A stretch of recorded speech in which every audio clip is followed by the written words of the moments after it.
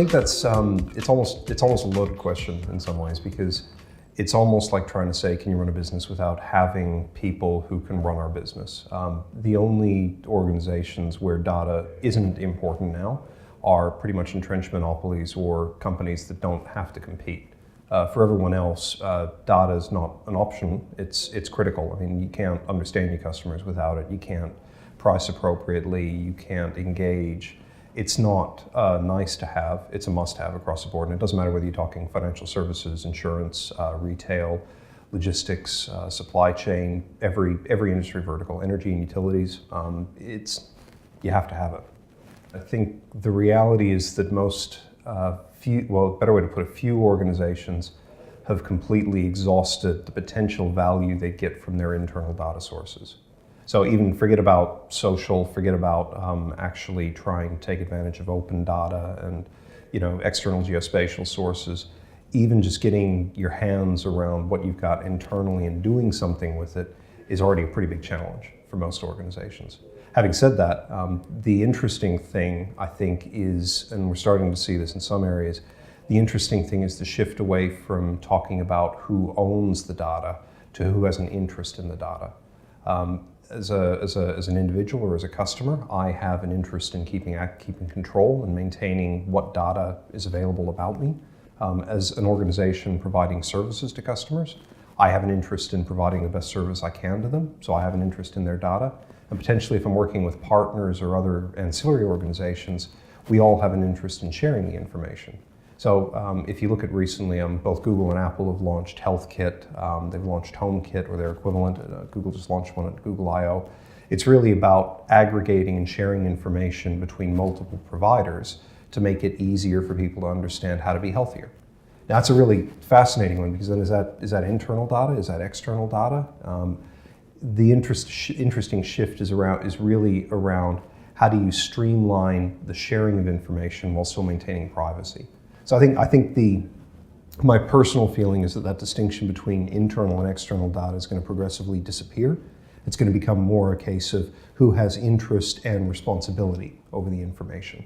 The more things change, the more they stay the same. I mean, even 5-10 years ago, I think it's fair to say there was a tremendous amount of frustration in not being able to get access to the information they needed to run the business.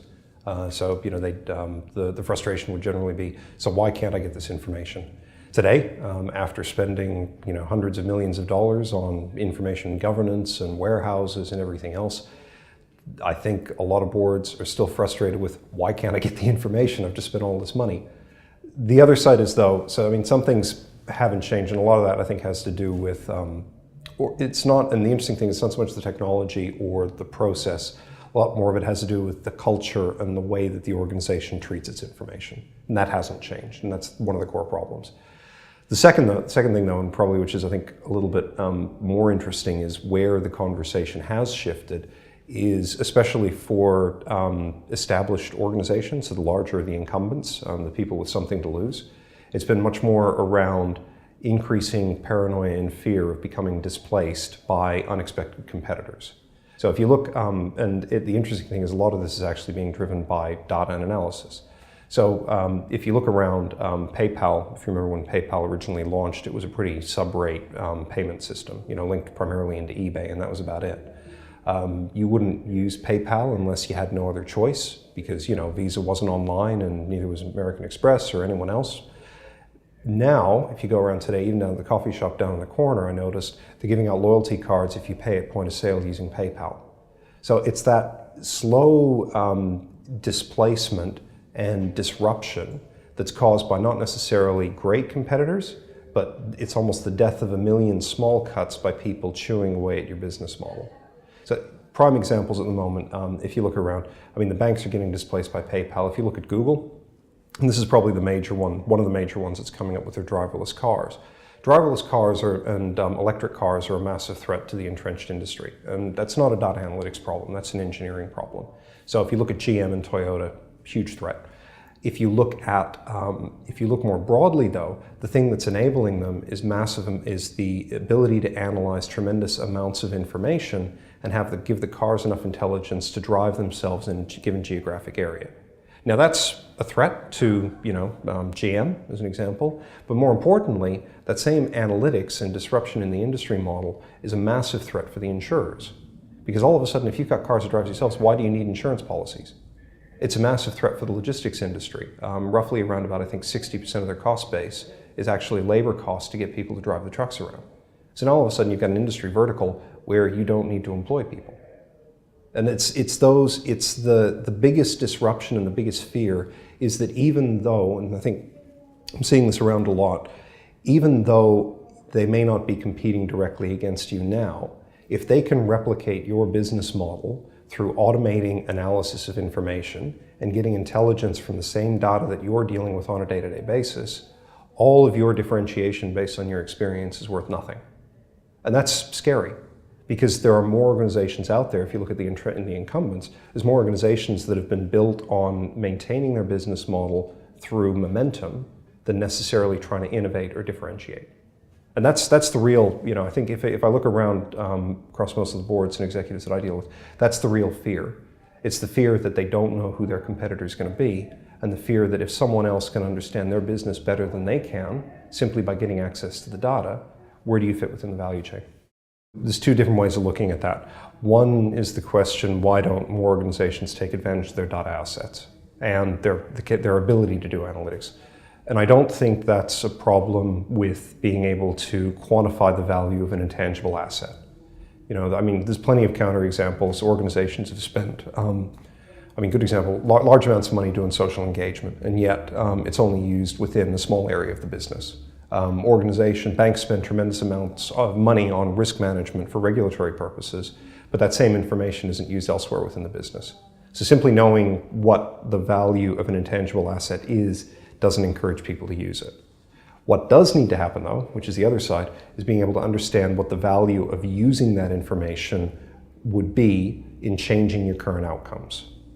And that's what needs to be quantified. So it's one thing to, as a great example, it's one thing to drive out a whole bunch of campaigns and communicate with your customers, you get a certain conversion rate. What would be the delta if you actually use more analytics in that process? And you could have more relevancy through your ability to analyze information. That's the stuff that needs to be quantified, but it's in the application of the data and the capability rather than embedded in the asset itself that's of interest. I think a lot of them would spend a lot more on information governance. I think they'd spend a lot more on maintaining it. I think it would probably terrify them. It would terrify them if they knew how fast their assets were depreciating through neglect and just not paying attention to them. Having said that, I don't think it would change anything to do with their business. I think they just spend more money on trying to fix it. I don't think that being able to quantify the value of the asset would do much to change how they run their business. It just means they'd spend more money on upkeep.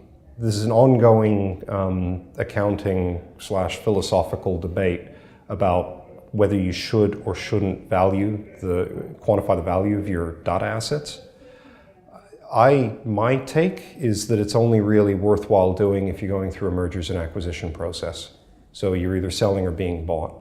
Otherwise, it comes back to trying to work out what is the potential value increase if we used our data to do something. That's the interesting one to me. And that comes back to, and the interesting thing is it comes back to all the same principles that management science and marketing analytics and good marketing practice have been pushing for years, which is control group measurement, isolating the impact of touch points, all the stuff that everybody always says they should be doing, but don't do often enough. Easiest way to put it is the data and the technology are necessary. Without data and technology, you've got nothing. You can't do anything. But the problem is, and this is where people get tripped up, they're not sufficient. You can have the data and you can have the technology, and you can add a lot of costs to the business, and you can get no return whatsoever. The missing gap is very much more around the skills and capability to use it, and the culture and willingness to change what you're doing. The interesting thing about analytics in general is that it only ever leads to one of two outcomes. It either confirms what you knew, in which case the data backed you up and everything's great, or it disagrees with what you're doing because you found out that all the assumptions you've made and everything else is incorrect. And the problem is you've got to be able to build a culture within an organization that's willing to actually challenge itself and change the way it does business. Because if you can't do that, you can spend a lot of money on data, a lot of money on technology, and nothing ever changes. The biggest problem, and this is a blanket problem that everyone's facing at the moment. Daily I am talking to people, organizations in Australia, across Asia Pacific, across the US, across Canada, across Europe. No one can find the people that they need to be able to analyze the information and get value out of it. And that's not because they're not out there. The problem is that everybody's looking for them. So the interesting thing, technology, it's almost backwards to the way I think most people think. Technology is easy, relatively, at the moment. And this is a bit of a flip on its head. 10 years ago, technology was the hard bit. It was very, very, very complex. It's not to say that it's easy in the sense that it just automatically works, but compared to finding the right skills, building the culture, and challenging your own business model based on what the data is telling you, the technology is easy. Everything else around that culture, process, people, transformation, that's the hard stuff. And that's the stuff that when people don't get it right, that's when their business model goes off a cliff. You need them all, but you can achieve acceptable or satisfying outcomes with average people. You will never be able to achieve excellent outcomes without great people. Steve Jobs was famous for wanting to hire the A team. He always wanted A players, and he was famous for saying B players hire C players as well. One of his many great statements. The challenge is, if you really want to change your business, and if you really want to transform your industry, your sector, or your world, you've got to have the information, the technology, and the right people. And at the moment, as a blanket rule, the people is the hard one. That's the one that everybody's struggling with, and that's not going to go away. There's the shortfall, the projected shortfalls are in hundreds of thousands to millions of people globally over the next 4 to 5 years. And even as fast as the universities are launching programs around the place, there's such a lag between when someone comes out of university to having the 6 to 8 years of domain experience to be able to understand how to translate their raw quantitative skills into solving specific business problems.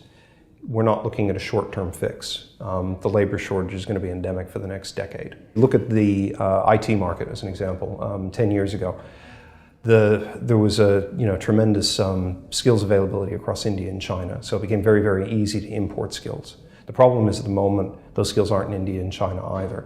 So where historically it was very much, 10, 15 years ago, IT was very much led by sort of an outsourcing / importing model. The more innovative companies that I work with understand that it's actually not so much about trying to get the talent from outside, it's about being able to get a very small number of people to drive change and then work out how to attract, retain, and develop the talent, which is a major shift if you think about the way a lot of organizations have worked. It's fascinating. I think the very harsh answer is that it hasn't changed it at all, and I think that's a major problem. There's still a big gap between what's possible and the way most creative processes work. It doesn't matter whether you're talking about product design or product engagement, product usage. If you're driving a car, you can put in telemetry trackers to work out how people drive. If you're building technology like mobile technology, you can track exactly what people are doing on the phone. Games like Halo, games like Dragon's Age, computer games developed by Electronic Arts, Microsoft, they're built using in-game telemetry. So rather than guess where people struggle and what people like doing, they actually track players, farm the information, mine it, and redesign the product to better meet customer expectations. And they're critically acclaimed hits. The problem is, in order to get your entrenched people and business processes to take advantage of that, you got to change the way they see the world. And the counterpoint to that is that the people who are good at doing the analysis are normally very, very bad at getting the organization to change because of very different skill sets. So it becomes more, if the problem is that creative hasn't changed, that's a symptom of a broader problem most organizations are struggling with.